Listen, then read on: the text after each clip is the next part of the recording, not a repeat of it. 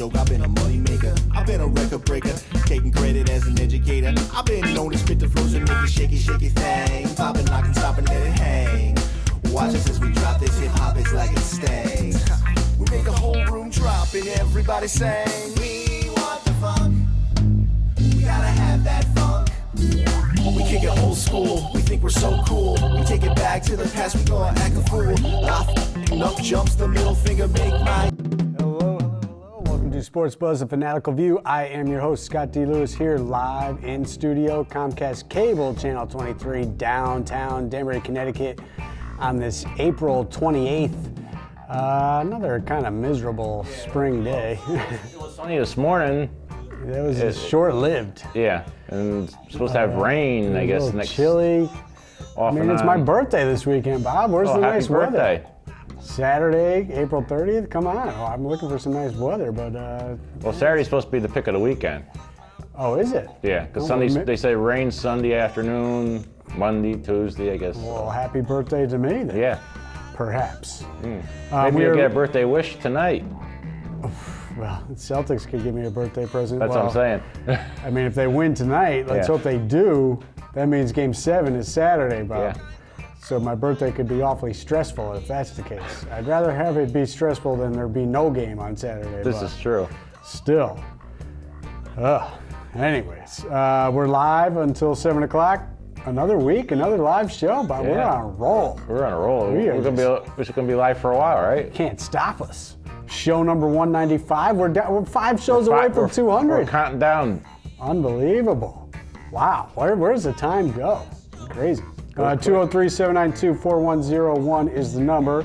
We've heard the voice of my right-hand man. Let's officially say hello to Bob Raw Jr. Hi, Scott.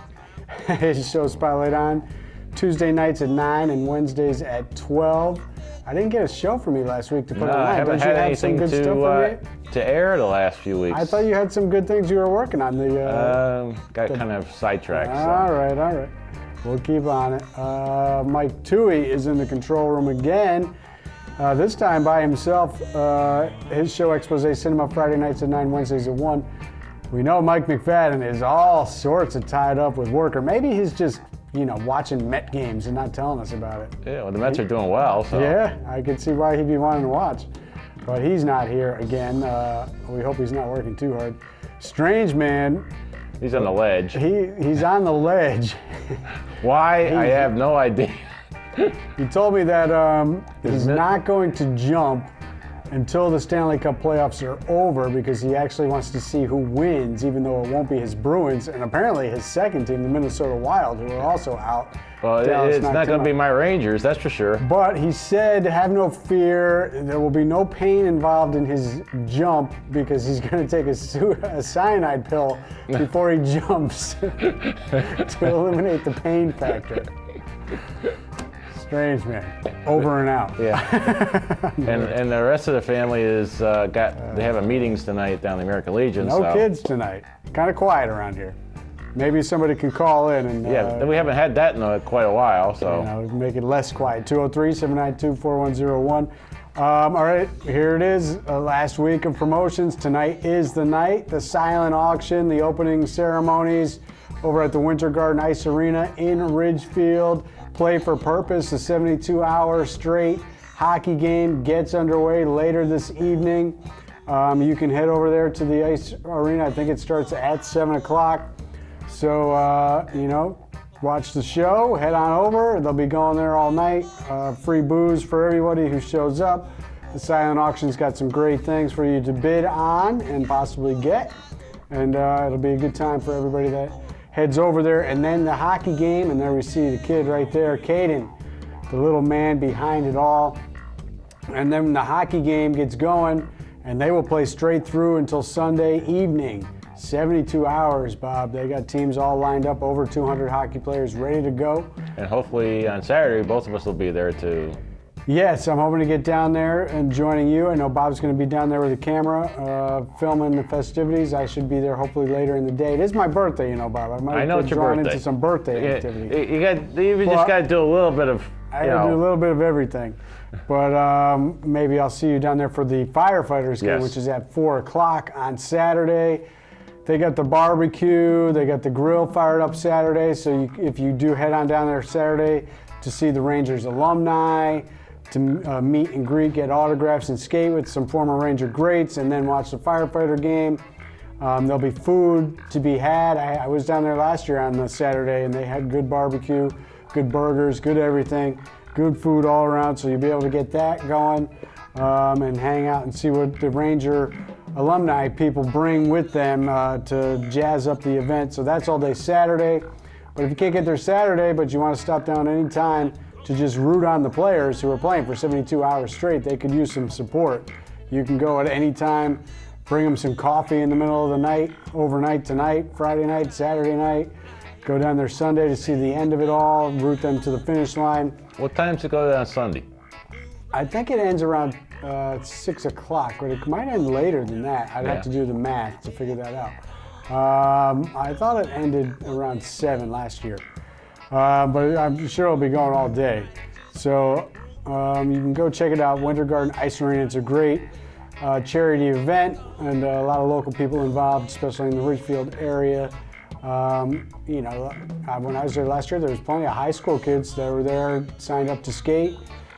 Kids that play hockey in the high school level, even younger. And this year, remember, Caden called into the show a few weeks ago, told us he was so excited because his age group is going to get to play. Which is cool. So the youngsters this year, which has not happened in the past, are going to be out there playing. So that is very exciting. I know he's thrilled about that. So that gets underway tonight. The other big thing that gets underway tonight, the NFL draft, Bob. Yeah. Are you in on the NFL draft? And there we see my man. The only person I'm interested in seeing where he goes is Hollywood Higgins from the Colorado State Rams, one of the top receivers in the nation. Remember, 2 years ago, Bob, he led all receivers in Division I big-time college football. Right. You wouldn't think a kid from Colorado State was the national leader in all the major categories in receiving, but Hollywood Higgins is just that. Of course, maybe he'll end up with the Patriots. Well, the Patriots don't get that #1 draft pick because of the whole Deflategate nonsense. How about that, Bob? They're still going. Still going, and the suspension is back on. No proof of any wrongdoing whatsoever by the hands of the Patriots or Tom Brady, but Roger Goodell, who is just killing that poor horse. Lowlife. I mean, I would like to say a lot worse things about him, but he is just adamant about the fact that he needs to be the dictator of the NFL and have full control. So now that was overturned and put back in his favor. There'll be more appeals, and this is going to end up in front of some court appeal of some kind. We'll get to the bottom of this. Almost 2 years of this crap going. It's terrible. It's so ridiculous, Bob. It's such a joke. I mean, he has publicly lied about the facts of the case and the investigation. He is the only person on record and lying. Right. Brady's been under oath telling the truth, and he lied about the investigation and what Brady said in the investigation publicly and to the media to shape his case, which isn't easy or wasn't hard to do because we know the NFL fans that aren't fans of the Patriots all hate the Patriots, and they want to see the Patriots go down. But I think even most fans at this point think that this is a complete joke. But anyways, we get sidetracked with that. The big news out of the draft is that the Los Angeles Rams, no longer the St. Louis Rams, moving back to LA, made the big trade for the #1 pick, and they gave up a bunch of picks. The Titans got a bunch of picks out of that. And then how about the Philadelphia Eagles trading for #2, which is not making Sam Bradford all that happy. So that was kind of the interesting stuff. We'll see what happens with the draft. I thought it was interesting that these teams drafted or traded up in a year where there is no dominant, surefire, can't-miss quarterback. Right. The quarterbacks that are on the board are, questionable, really. Right. So I thought it was surprising for these guys to trade in a situation like this. The Jets need some help. Jets, they got some interesting stuff. Your Giants have already done well in free agency. Right. We'll see what they do in the draft. The Patriots do have actually a lot of draft picks. They just don't have one in the first round. Right. Their draft pick in the first round would have been late 30s, but they have plenty of picks right after that in the second round, so I don't think it'll hurt them that much. All right, let's move away from that because we don't really care about the NFL draft. No. Big news is NBA action, playoffs. Game 6 tonight in Boston. Do or die situation for the Celtics. They came home last week down 2-0 after that 1-point loss in Game 1 and then getting blown out in Game 2 in Atlanta. And they did what they had to do. Isaiah Thomas got 42 points in Game 3, and then they survived an overtime thriller in Game 4 to tie up that series 2-2. You know, and I said it wasn't necessarily about having to win 4 out of the next 5. It was more about having to win 2 in a row twice. That being said, I certainly was disappointed with their effort in Game 5, Bob. Yeah. Even though I know the blueprint is you win 2 at home. You come home, or you go back out on the road. If you lose Game 5, no big deal because you get Game 6 at home, and then you go get Game 7. But up 10 in the first quarter, in the second quarter actually, playing great defense, and the Hawks couldn't hit the broadside of a barn early in that game. And then all of a sudden, over an 18-minute stretch, Bob, the Hawks scored 70 points. I know, I saw some of it. Yeah.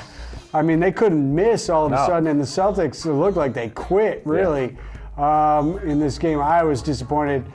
The only shining moment in that was that I didn't have to stay up late to watch the game. I turned it off at that point because, you know, it was a little bit of a later start for an East Coast game, and they were down big. There was no way they were coming back.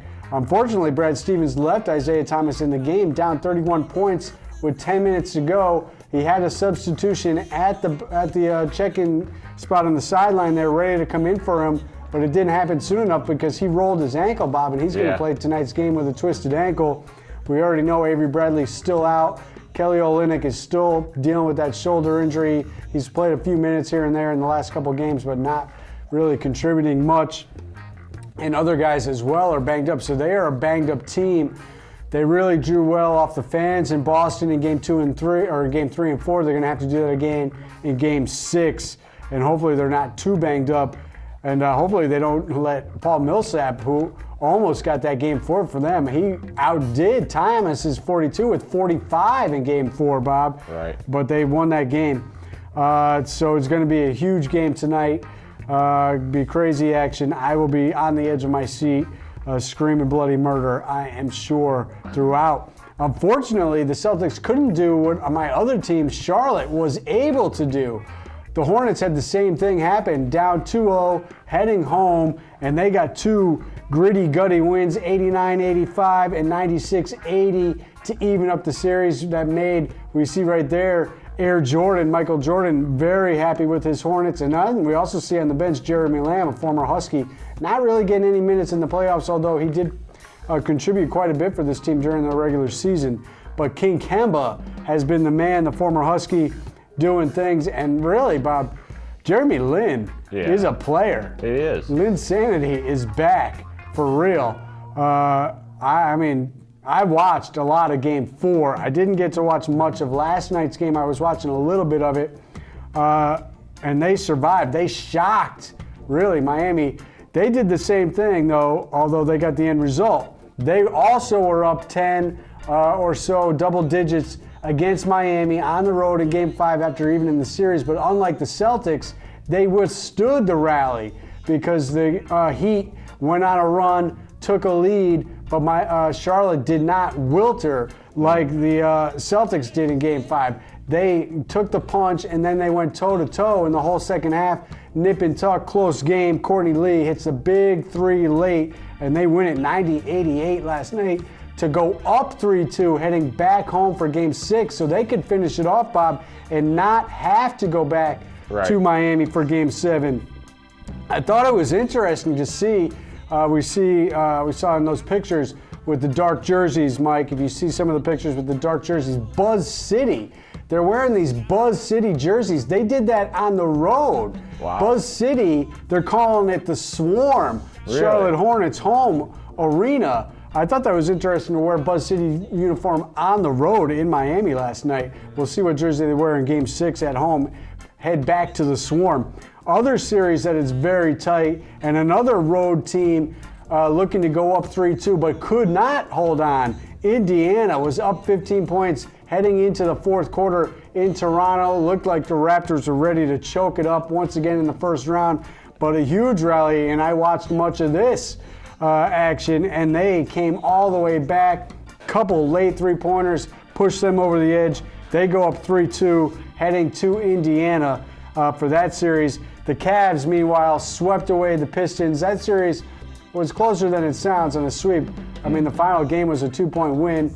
Of course, a lot of issues there with the officiating, and Detroit was not quiet about it. Their coach got fined for commenting about the officials, and other players certainly complained about the officiating. What else is new? Bron, first round, getting the calls and all that nonsense.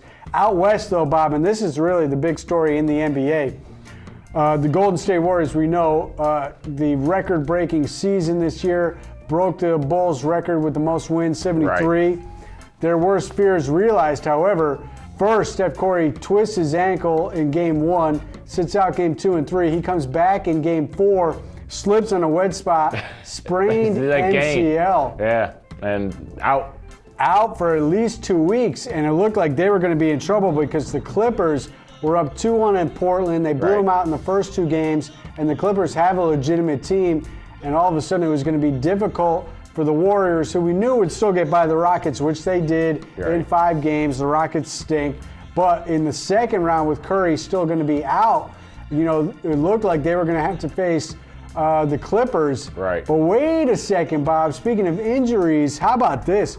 Chris Paul fractures his hand, and Blake Griffin, who is freshly back from not only his on-court injury, but his self-inflicted injury. Don't forget, he punched out the trainer repeatedly and broke his hand as well. But he had come back in the last 5 games of the regular season, was trying to round himself into shape.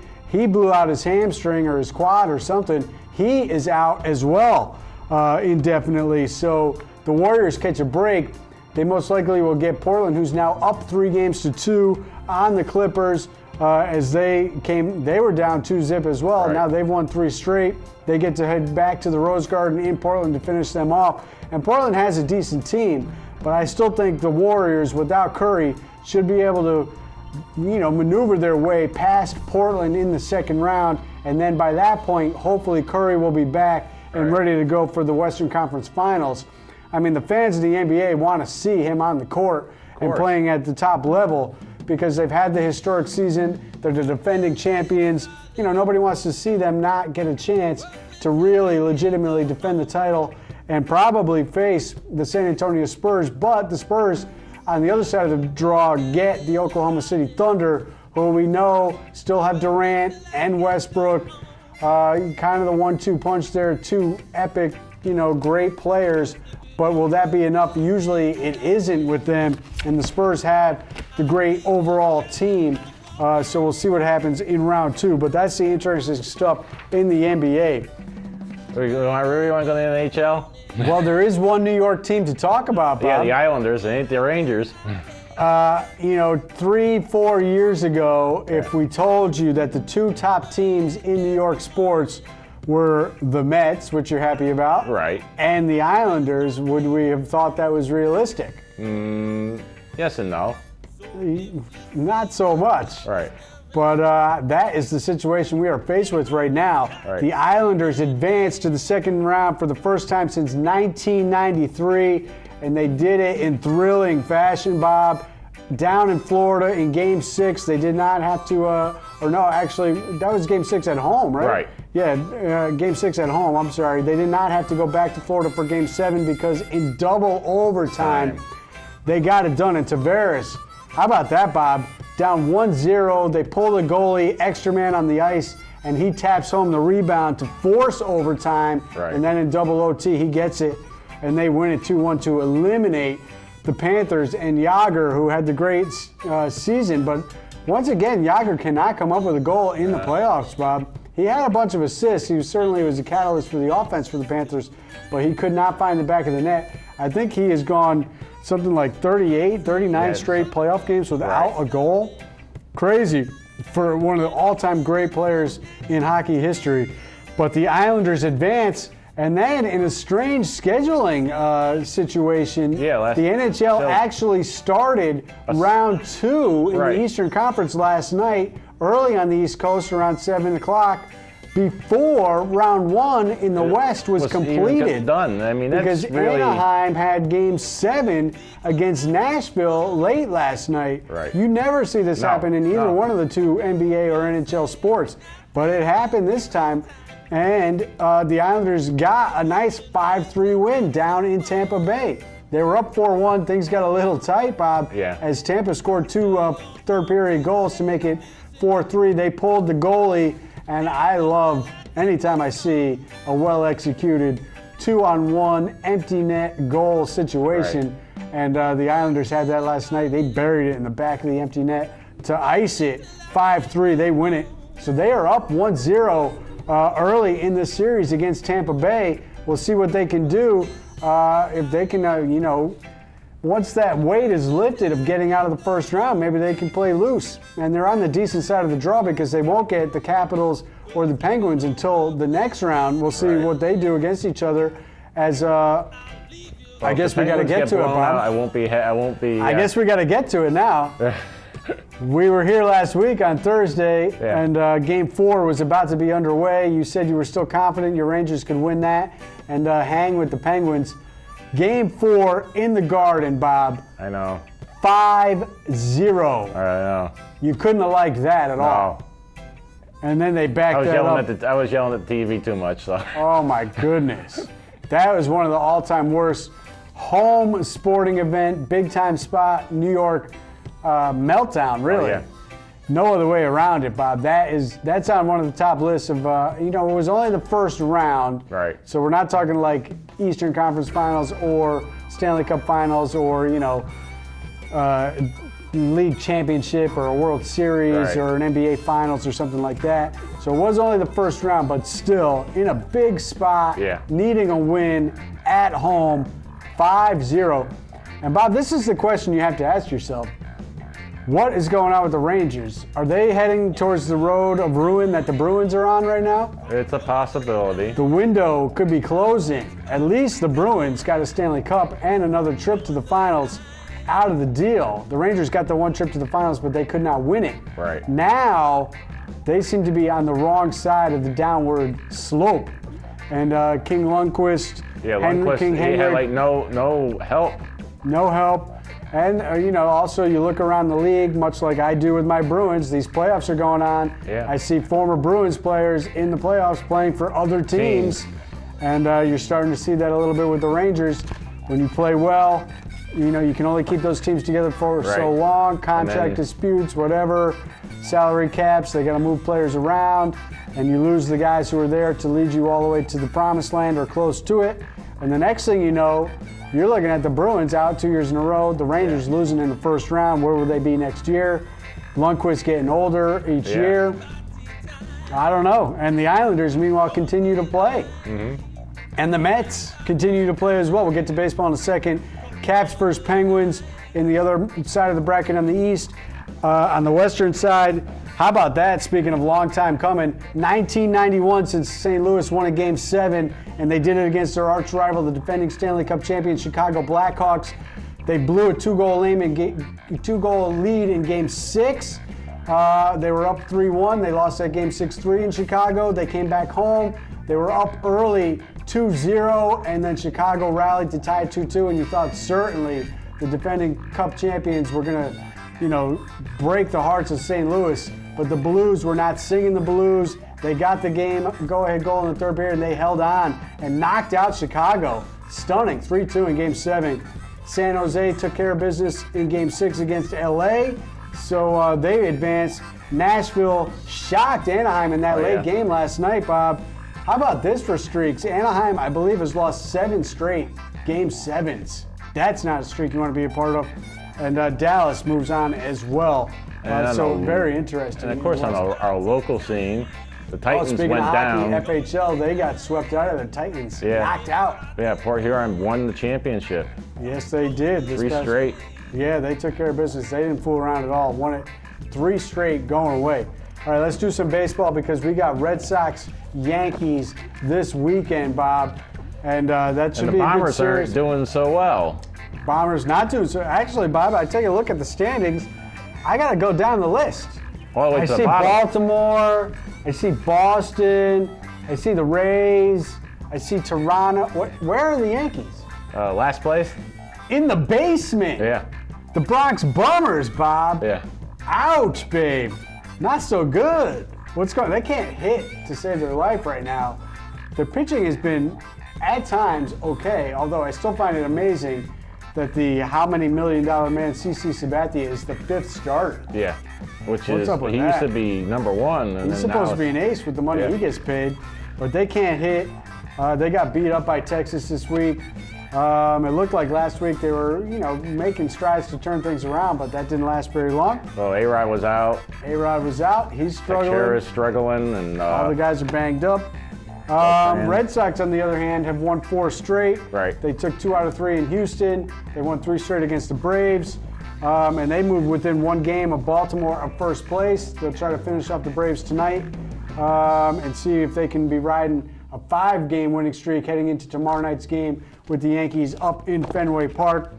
Other things in the major leagues, as it is still early in the year, but we're keeping our eye on that Windy City matchup potential. Oh, that was an interesting. White Sox. Well, yeah, I'll get to that stat line in a second. But in the American League, the Chi Sox, 16-6, they swept Toronto.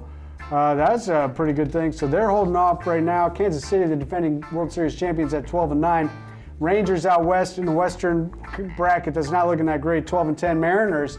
Maybe some of that money they spent in the last few years is finally coming through. They're 11-10. Right. Still early, but they're only a game out in the West. A's 11-11. Your Mets have won 9 out of 10, Bob. They are doing pulled within very well. 1 of the Nationals. They're 13-7. Nationals 14-6, 5-5 in their last 10. And also a thing we should mention: the Braves in your division, Bob. They got only their 4th home run of the year last night. Right. Andrew McCutchen of the Pirates had 3 home runs in a single game yesterday. Yeah. But the stat we were going to look at, I don't know if Mike can get to the picture as we run out of time. The Cubs, 16-5. They got a no-hitter from Arrieta last week in a game that was won 16-0. Never in my life have I seen a no-hitter take place in a blowout of that magnitude. Right. Wow. Crazy. Cubs 16-5, Pirates 13-9, Cards 12-9, out west Dodgers 12-10, Giants 12-11, Diamondbacks 11-10. But your Mets, Bob, they are on fire. On a roll. Time to wave bye-bye. All right, we are out of here. Head on over to Ridgefield this weekend, Winter Garden Ice Arena. Check out the 72-hour Play for Purpose hockey game, playforpurpose.org, and go Celtics tonight. Gotta have it. We'll see you next week.